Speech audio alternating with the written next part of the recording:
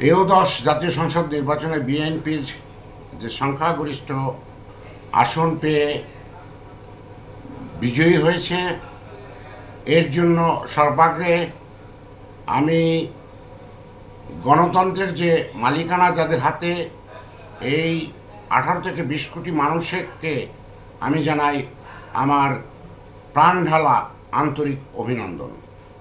আপনারা জয়ী করেছেন বিএনপিকে। আপনারা এই দীর্ঘ 16 বছরের যে আবর্জনা মুক্ত একটি গণতান্ত্রিক পথে দেশকে নিয়ে যাওয়ার জন্য যে সার্বিক প্রচেষ্টা করেছেন, তার জন্য আপনাদেরকেই সবার আগে জানাতে হবে অভিনন্দন, ভালোবাসা।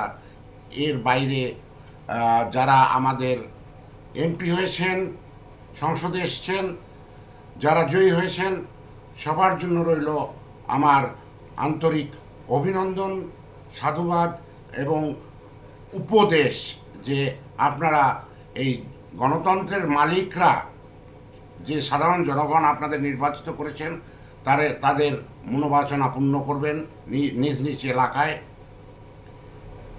তাদের দেখবেন, তাদের দেখভাল করবেন, যাতে করে সুদূর ভবিষ্যতে বিএনপির মুখ, বাংলাদেশ জাতীয়তাবাদী দলের যে মুখ, তা উজ্জ্বল হয় এবং উজ্জ্বল দৃষ্টান্তে পরিণত হয় আপনাদের কর্মকাণ্ড ভবিষ্যৎ বাংলাদেশের জন্য।